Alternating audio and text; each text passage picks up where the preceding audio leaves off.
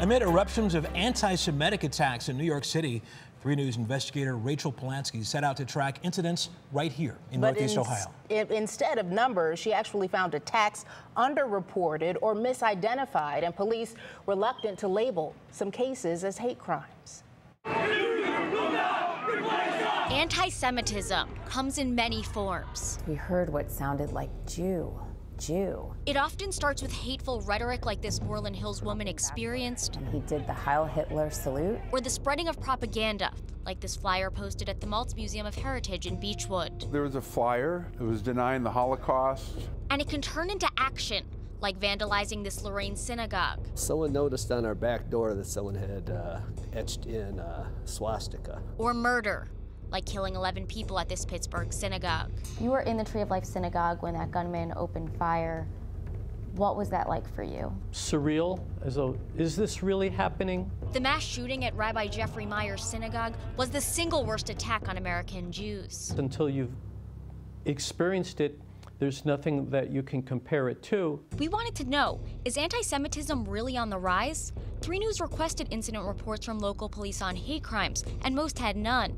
We were told that investigators do not typically mark incidents as hate crimes. For example, a spray-painted swastika might be classified as vandalism, not as a hate crime. And that feeling, I think, has affected our entire community. James Pasch works for the Anti-Defamation League, a Jewish nonprofit that specifically tracks anti-Semitic incidents. In Ohio, the ADL has recorded a steady increase, from 18 incidents in 2016 to 42 in 2017 to 49 in 2018. We are seeing statistically on the ground what we are all feeling in the environment, which is a spike of anti-Semitic behavior, attitude, and incidents. The FBI also tracks hate crime data, but 3 News found that their numbers don't match those of the ADL. An FBI spokesperson said it's because they collect data differently. Pasch has his own theory about the discrepancy. Underreporting is happening on multiple levels. It's happening because, on some level, because cities aren't turning over information, but it's also happening because people are not always reporting hate crimes. Police do not have to report hate crimes to the FBI, and 3 News found that many don't.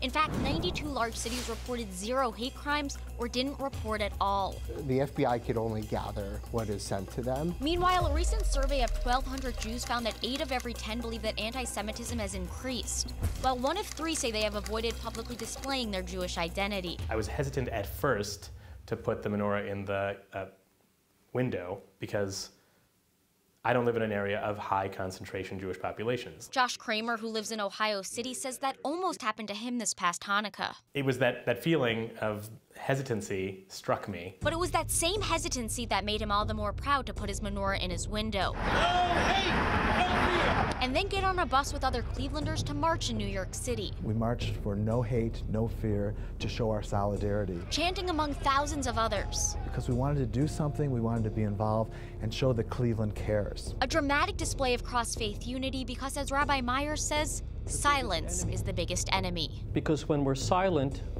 these acts just continue.